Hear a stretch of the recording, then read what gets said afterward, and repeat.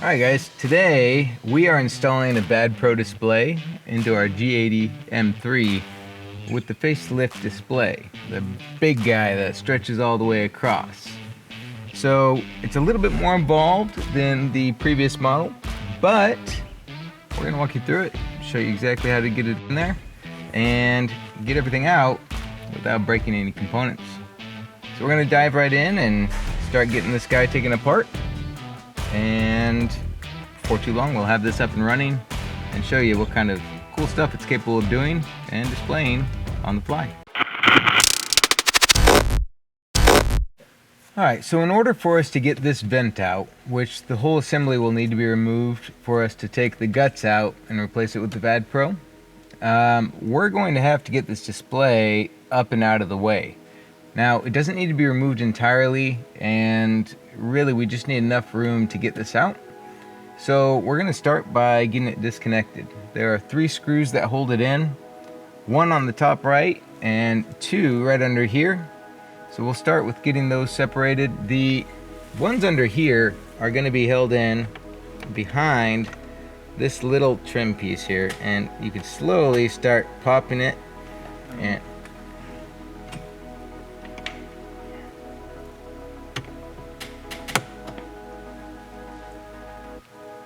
as you start prying this gently, you'll hear it click as it disengages. And I want to do this on either side, and evenly, mind you. Now, underneath it, there is a leather flap for the steering wheel. You'll just want to kind of hold that down and tuck it out of the way so that you can access the screws that are behind it.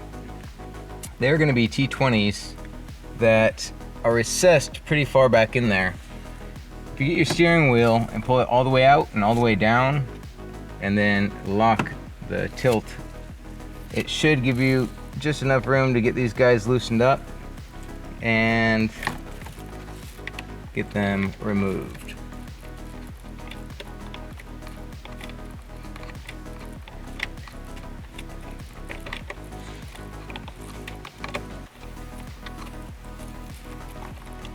There's tight spaces in here, so try not to drop anything, and if you do, hopefully you get lucky and it falls straight through like that.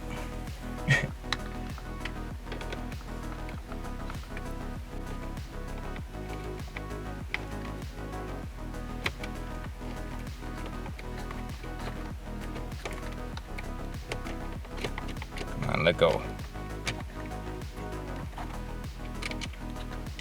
There we go. Okay, with this side done, we've got another cover that lives on top of this over here. Now, you want to be very gentle for a couple of reasons. One, you don't want to break or mar any of this up, but you also are very close to the windshield here, so try not to let that touch, especially if you have a tinted shield.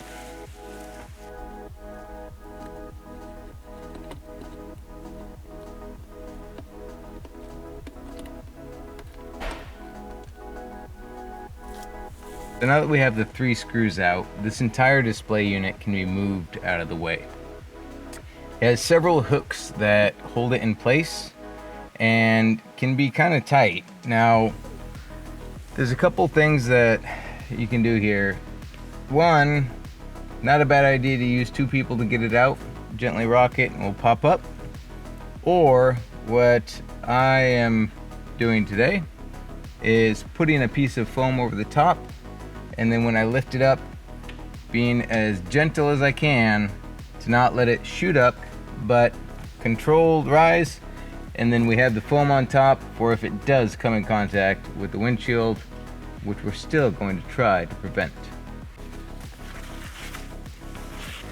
So this is what we're using here, and put this up over it.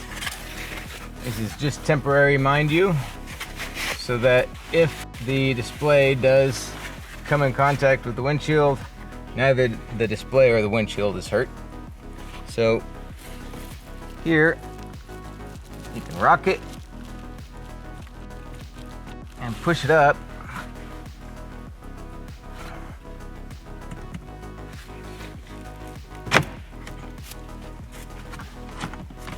and it will break loose. And now it is out of our way, and we can flip it and gently set it on the dashboard. And now with that, we've got everything that we need on this side out of our way. So now this panel will need to pop out because it does have a locking tab that holds everything in here. What did I do? What did I do? What did I do? Help me. I just can't see because I'm stupid. Okay, there we go. So here, there's gonna be a plastic clip that lives right here. And then up here, there's a metal clip, and here there's a metal clip. So as you give it a little bit of tension, give it a sharp pop, and everything will come loose. Now that we've got this out, this plastic tab is disengaged from here, and we'll be able to start pulling this out. Now, even pressure on the front and back side of it will help you. And make sure that when it comes out, you pull out at a fairly straight angle. You'll see this little metal tab up here. You want that sticking out, and then as you come, you want to make sure that nothing else is holding on to it. There are two connectors that live on the back side of this. One that is pink and purple with a ribbon cable. Be very gentle with the ribbon cable. You do not want to damage it, and you do not want to bend it. If it gets bent or damaged, it will prevent it from working and can take out your light. And on this side, we've got a little doodad here. Now, it can be popped out of its retainer with a little bit of love. And now we're free. To give you a little bit of insight, this is the retaining clip that lives in. And when we get everything taken apart and put back together here, this part disconnects and can actually be snapped in first. And then when we go to put everything back together, we can actually move over to plugging it in instead of clipping it in. But now with this out, we're going to be able to get this center piece out and replace it with the VADPRO part. And I got that fly. Woo!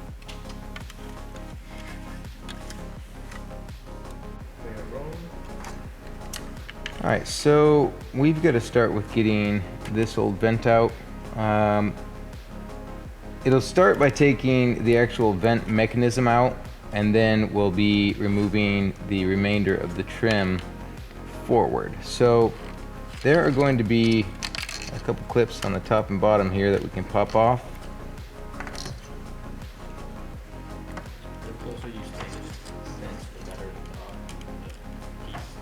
Okay, so got to get it freed up.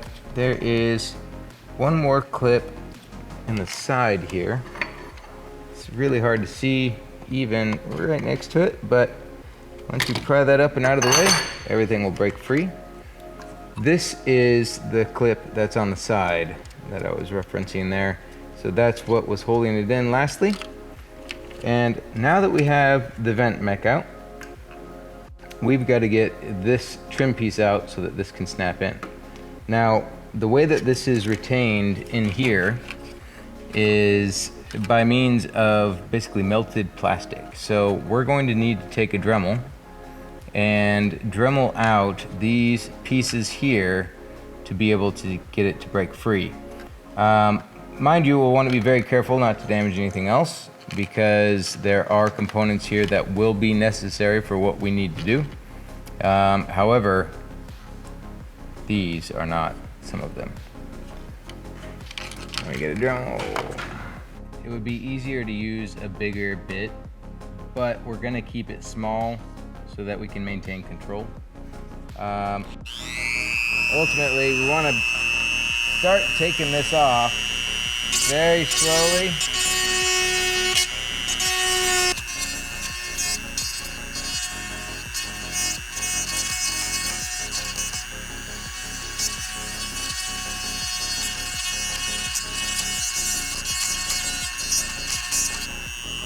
wear them down to nothing.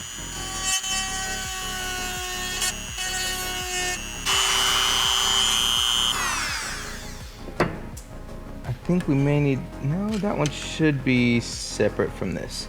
So at this point, this should come right out. You may need to free up a couple pieces. There it goes. So now that we have that removed, we've got, so these are the pieces that we've removed and allow this to come out. Now, if we take a look at everything that we have here, we may need to do some more trimming. So we'll go ahead and mock this up and see how everything is, because it may just fit the way that it is. It looks like it should. We may need to trim those little doodads though. Let's see, so we've got a aggressive clip there that goes in the side.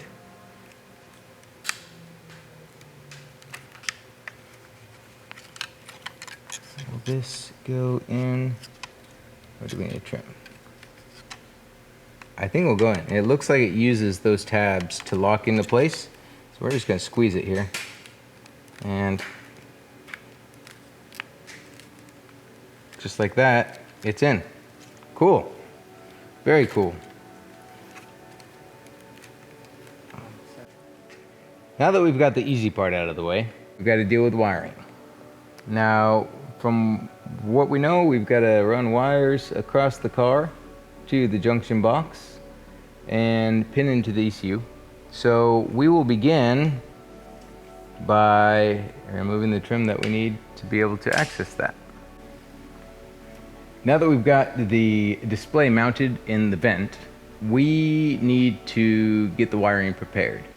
To do that, we've got to remove the bottom cover from the passenger and driver side of the vehicle. That will allow us to run the wiring across, and then we've got to take off a side panel for access to the junction box on the passenger side. So it's going to be difficult to see. We'll give you a snapshot of what everything looks like so that you know where to get at everything. But on this particular car, it doesn't use the standard finger twist screws that you'd find.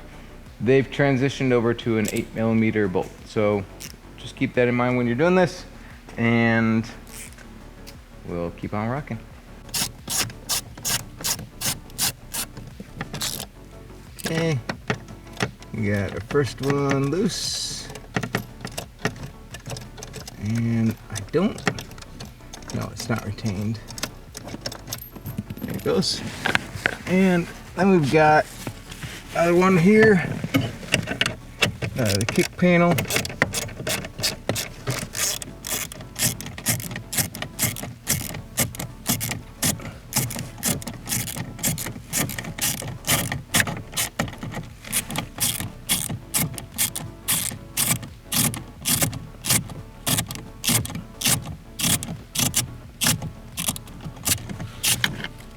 All right.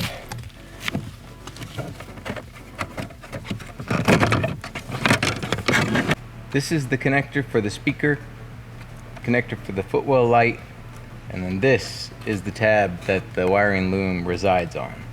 So just keep that in mind when you pull this down, and then we can set it out of the way. And we will go ahead and move on over to the other side, do the same, and then we've got a couple other things that we have to do over there as well. All right. Oh, well, that's interesting. So disregard my last note, because apparently they did keep the twist screws on this side for some reason.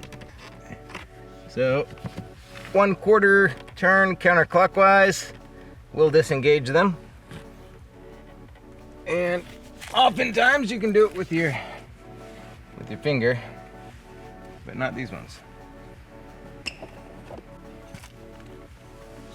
All right, so now got that one loose. I'll try to get my hand up here.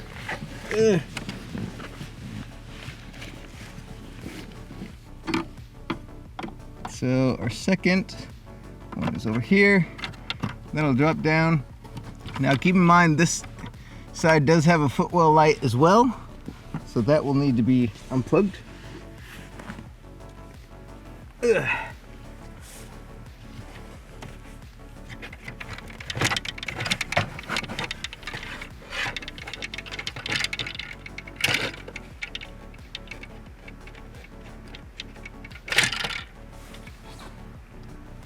I felt like I may have just sliced my finger. It didn't feel good. I hope not. So now that we've got these trim panels out of the way, we've got access to the stuff we're going to be working with, which is up in here. We will be disconnecting and pinning into one of these guys, and I'll show you exactly how and what that looks like. Alright guys, so to access what we need to down here, we've pulled this out of the way for a better view, but this panel will pop off here. There's two locking tabs in the front. It'll rotate back and come out. There is a clip that resides in the front and on top that you'll need to disconnect. That's this guy and this guy here. Now, you'll notice on top here we've got, I don't know if you can see it, but a labeling of what connector is what. And we're going to need to be working with COM 8, which is our second guy here. And to access it, this green tab will pull down and we'll make it so that that disconnects. They are on there fairly securely, so you may need something that will get you a little bit of leverage. And we'll try this first.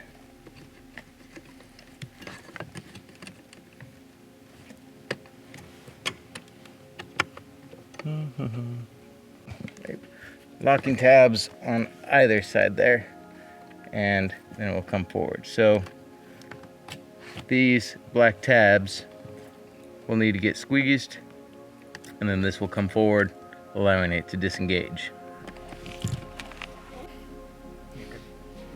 Alright, to gain access to where we need to be to depin these, we've got to pull the insides of this plug out.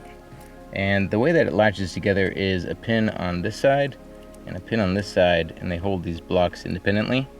Once you push those in, you can actually go ahead and slide these out. Now, keep note of the orientation. We've got the gray block on the right hand side with it facing upward, and that's how it all comes back together. The wires should only fit one way, but we may need to cut some of the tape to be able to do what we need to do, which will kind of change that. So we need to take a look at the wires that we're going to be working with directly here. And if we look at these numbers, we've got 54 on the far right, 37 on the far left. And if we go down, we should access, if I'm not mistaken, these two yellow ones here are going to be 47 and 48. So start with 54. So here's 48, and it is this yellow one. So let me go ahead and cut this tape so that we get a little bit more access. And I'm thinking that those are the ones that we need to work with, but there's a yellow with black stripe and a yellow with white stripe that we'll be working with for the can high and low. So with a lot of care, we'll go ahead and start to pull this tape apart. We just need to be able to get access to our wires. There she goes. So now, go ahead and pull this back.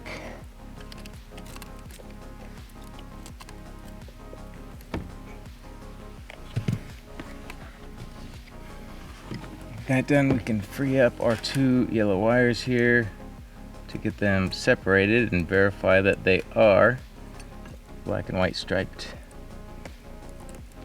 which they are. So cool thing about this is that you shouldn't need a serious D-pin tool because of the way that this connector is built. You can just press the tab on 47 here, and start to slide it out of the way, and it should come right out for you. After you release it from the first one, it'll hit a second latch on the back side of it. Pop that and it should let the rest of it go.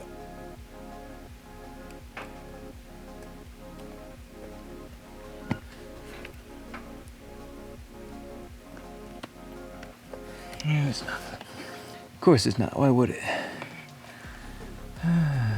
Now that we've got the harness exposed and pin number 47 depinned, we're gonna go ahead and get our new harness for the VADPRO ran across, and then we can start pinning it in.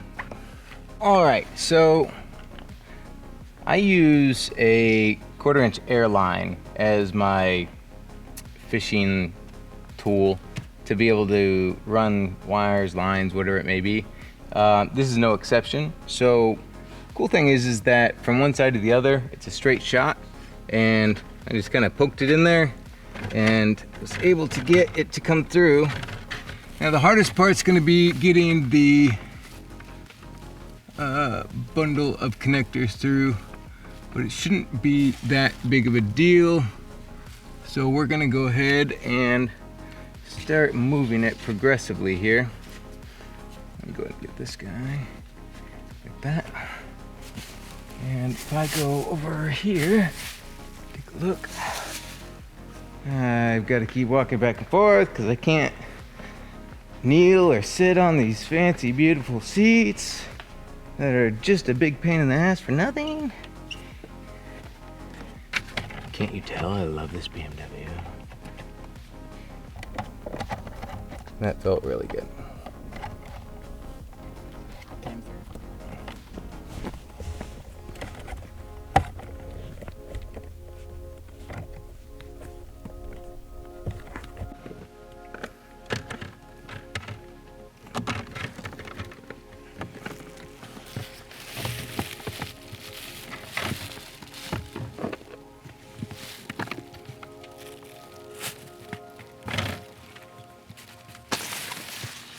All right, and now we've got our harness through and can start running it up to where the VADPRO will live.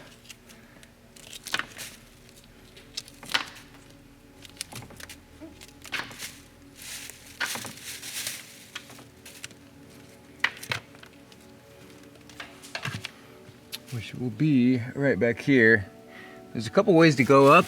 One thing that I would note, especially with manual cars, is to try to avoid the pedals completely. Ultimately, on the driver's side pedal, the clutch pedal, it's going to be doing the most swinging, and you'll definitely want it to be out of the way.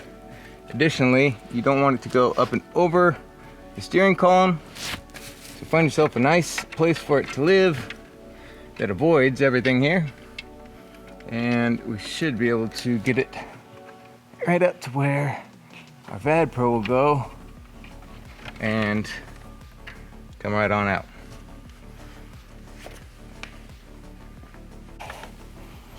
Now on this side we can pick back up where we left off, and with that cable in its place we can move it to be more relative to where it will be in its final position. Now here are the two wires that we'll be pinning into the connector that we're fussing with here. And it notes that on pin 47, which should be the yellow and black one, so yellow will go into pin 47. So what we'll do is get this set there. Take this right to where the old one was, and we'll slide it right on it. Now that's going to be right next to the yellow and white wire that's in pin number 48 currently. But once you get it in, you'll hear it click and it will be secured in there. And now we can go ahead and remove pin 48, which comes right out. And then we'll push in the green one to where pin 48 came from. We can get our wires out of the way here.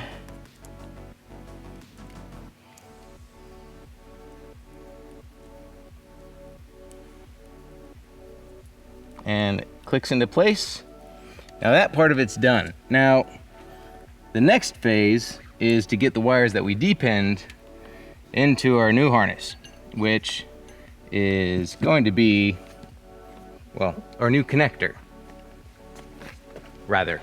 This little connector right here is going to be what connects to the two wires that we removed from the harness. You'll note on the side that has the flip clip, this is what actually secures the pins. There is a 1 and 2. Now when we're looking at this, we need to follow these directions very closely. If we look at what it says, pin the previously unpinned yellow white wire to pin 2 of the single connector. So we need to put the yellow white wire in pin 2. Now there's only one way that these go, in the big hole, and the little hole is where the pins on the other side will go. So we'll grab our wire, and we need the yellow white wire to go into pin 2, which with this up is on the far connector. We'll need to make sure that the tab is still lifted, which they can get pressed down when removing them. And then it will slide in. It should make a click and remain secured. Now the yellow and black wire will go into pin 1.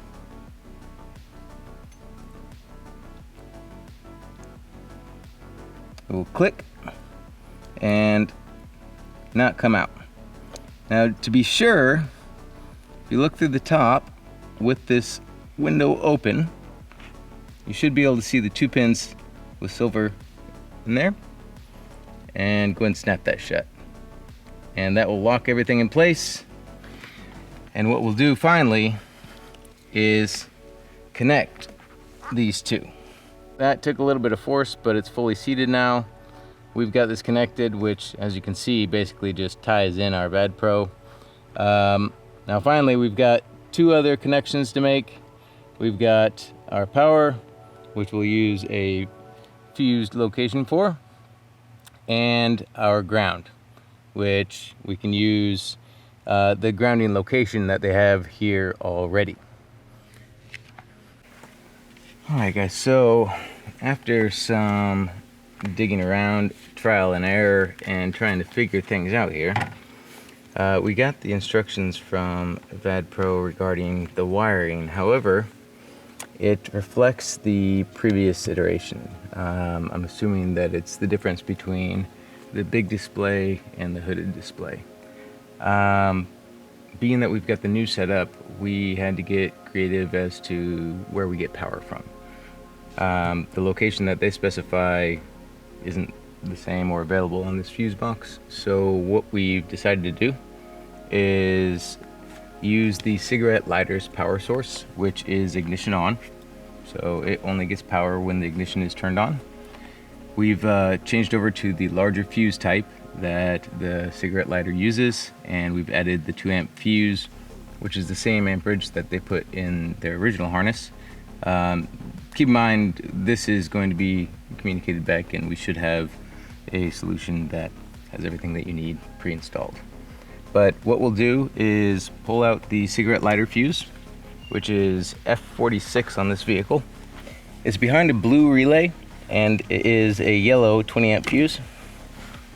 And with this removed, we'll put it back into the fuse tap.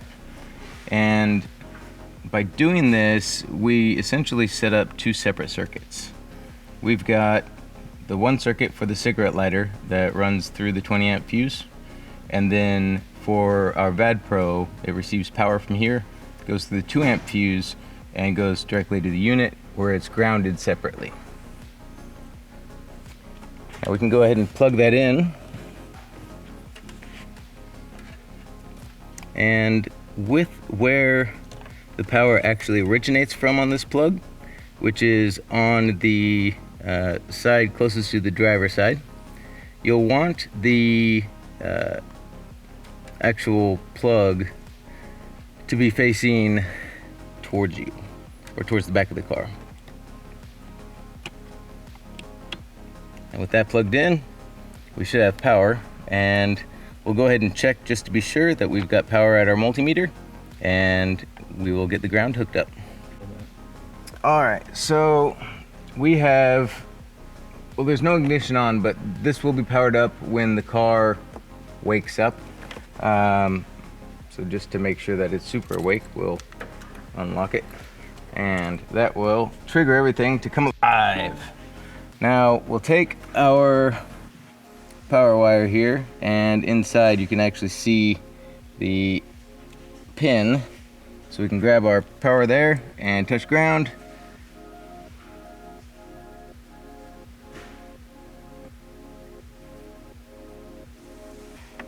Oh, it'd be good if you're on DC instead of AC for DC voltage.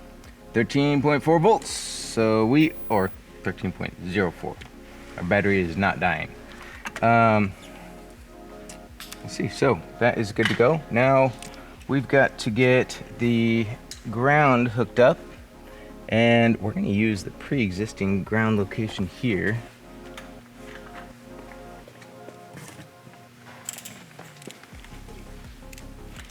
I don't know if you can see this, but right back here we've got two separate grounds. We've got a big ground bank and then a single ground. This is what we're going to tie into, and we're just going to put it right next to the other eyelet.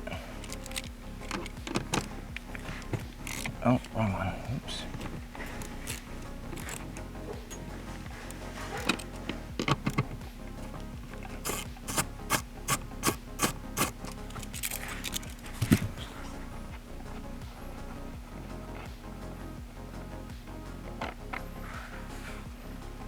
And this ground will just go right here.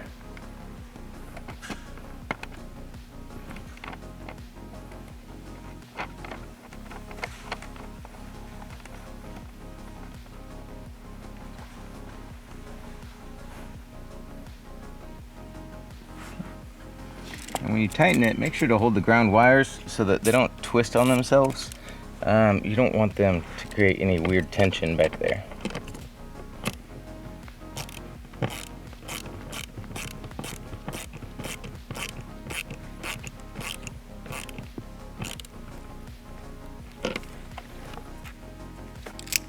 All right.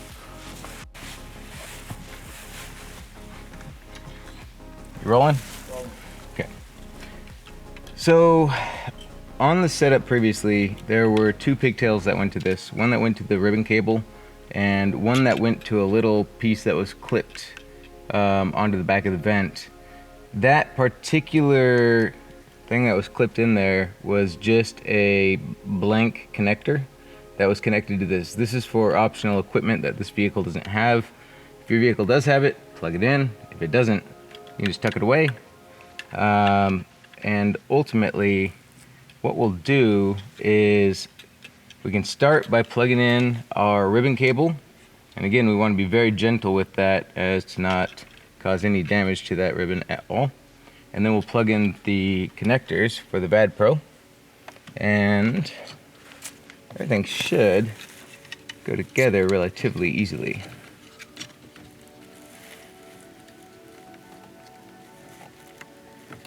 Clip together, and we will untwist this to make sure that our ribbon cable is not under any sort of tension. And our smaller connector is going to go on the bottom, and our larger connector will go on top. And this thing's already turned on for me.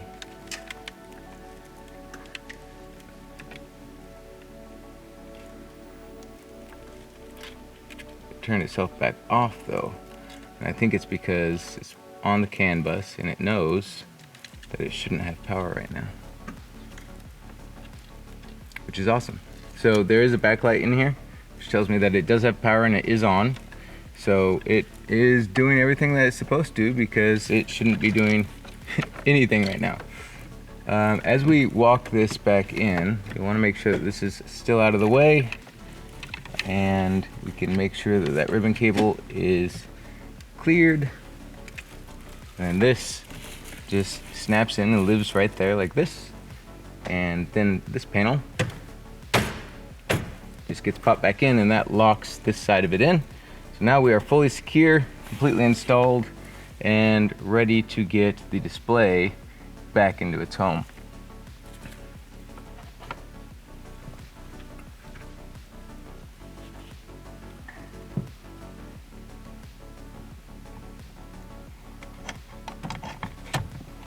Now you'll walk that in gently, give it a little rock, and it should pop down into its clips. You want to hear the snap on both sides. There's 2 clips here and 1 over here. And then we've got the 3 screws that hold it in that will get put in right now. So the T20s will go back into these holes. Make sure to try to hold them tight. Yeah. You don't want that to happen, pretty much, is what I was trying to say. Cut! So, as I was saying, try to be careful with this when you put it back in, because it's really easy to drop these, and if they fall into the abyss, it can be a real challenge to get them back.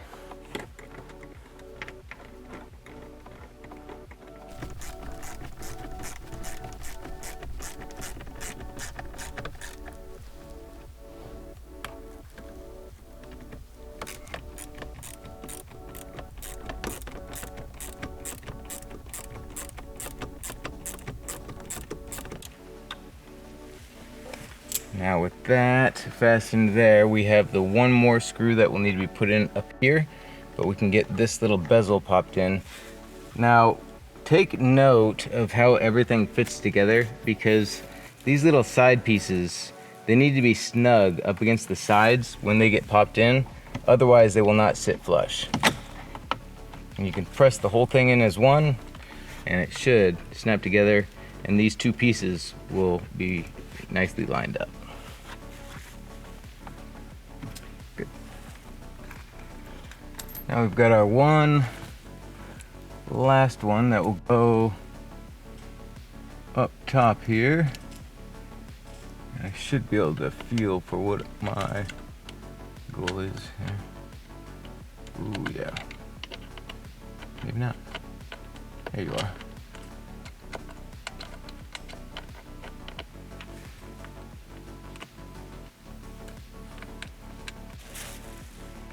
All right. Now we have 2 things left. We've got our under panel here that'll need to be put on, and the cap for the top of the display.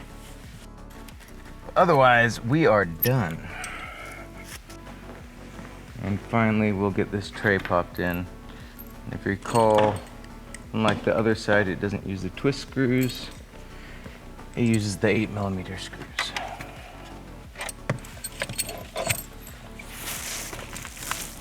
You'll get your speaker plugged in, and your light plugged in, and then clip the harness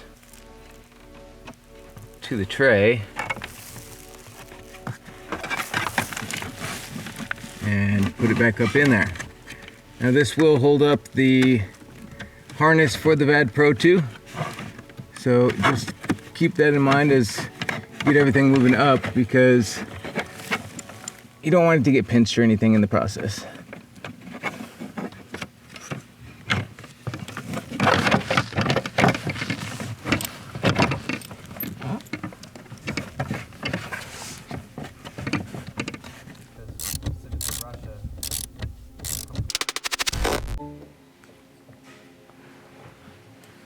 All right, so with everything hooked up, we've got it powered with ignition on, and it starts up to our main screen here.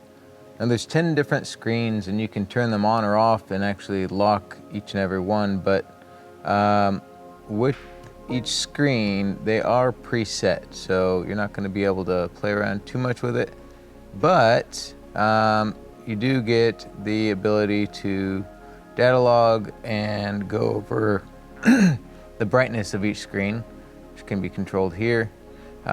This display does have a good amount of light that comes out of it, so it can be kind of distracting at night. Through here, we'll go through some of these windows just to give you an idea of what they look like and what we've got. But a lot of these are going to be kind of set in stone and just good for a visual reference. But again, it does allow for data logging, which will save to its micro SD card. And with the provided USB cord hooked up and routed, you can plug into it and download that data. This one's nice because it does show knock value across all cylinders and shows our RPM, speed, requested boost, actual boost, intake air temp, and ignition timing. This does have a logging button on the bottom side of it. It looks like a button, it's not a button, but on the bottom we can log. And I'm not entirely sure what the data output will look like, but I'm very convinced that it's going to be a CSV file and something that you should be able to plot pretty easily.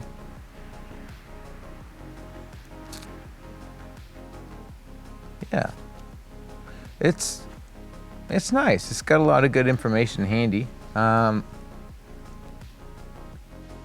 Nice G meter built into it.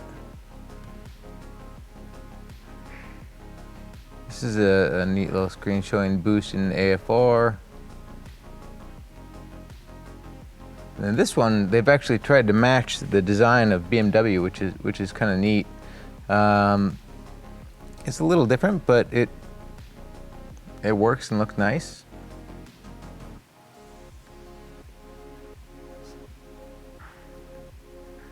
There's a lot of good functionality here. It looks like we can read DTCs from it too. So we'll scan codes first.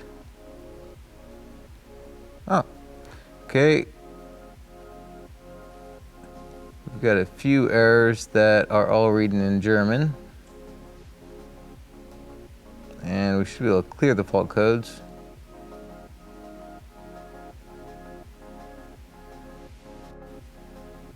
ECU cleared, and okay, neat. So in the setup, there's a lot of options available.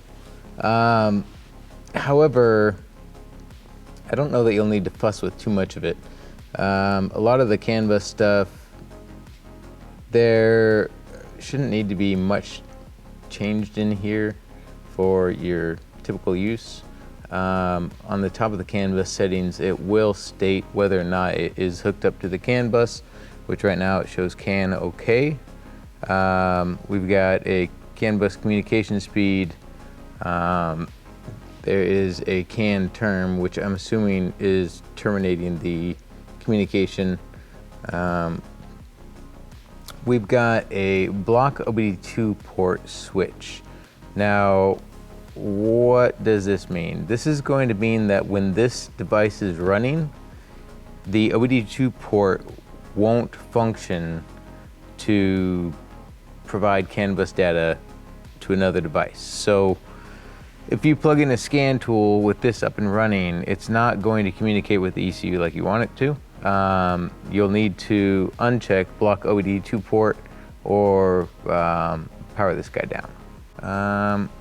There is a shift light built into this, and with that, I'm thinking that it goes across the top here, but it gives us the ability to change the color of the particular RPM range and set a RPM flashing zone. So once we hit 6,500 RPM, all the lights will flash.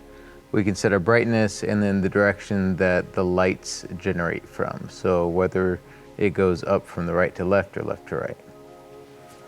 I did see a couple other things in here that are kind of neat. We've got our dim sensitivity, so you can set your default brightness.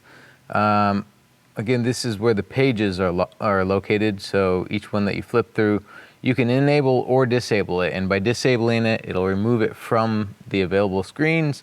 So if you only want to have a certain select 3 of those screens on there and available to flip through, so you're not flipping through a bunch that you don't typically use, you can do that here. So as you can see, there's quite a few different windows that you can go through on here, and for a lot of folks looking for specific data, it should be a good place to see what you want to see when you want to see it. For the logging aspect of it, I'm sure that there's going to be a lot more detailed functionality from the specific tune that you may be running. With these, I'm not entirely sure if they've cracked the ECU yet, but once they do, that will most likely be the best way to get data, but this will be a great backup. I think that it's a nice little unit. It fits in well in the car, and you know, for as simple of a device as it is, it does its job well. I think that as we continue to use it, we'll find exactly where we like to have our dimming settings set to, especially for nighttime use. And as we get more familiar with the ins and outs of it, I'm sure that we'll play with the performance meter a little bit and hopefully be able to give you some ideas of how this thing's doing. But that's it, and we'll be back with some more fun stuff on this. So like and subscribe. We'll see you soon.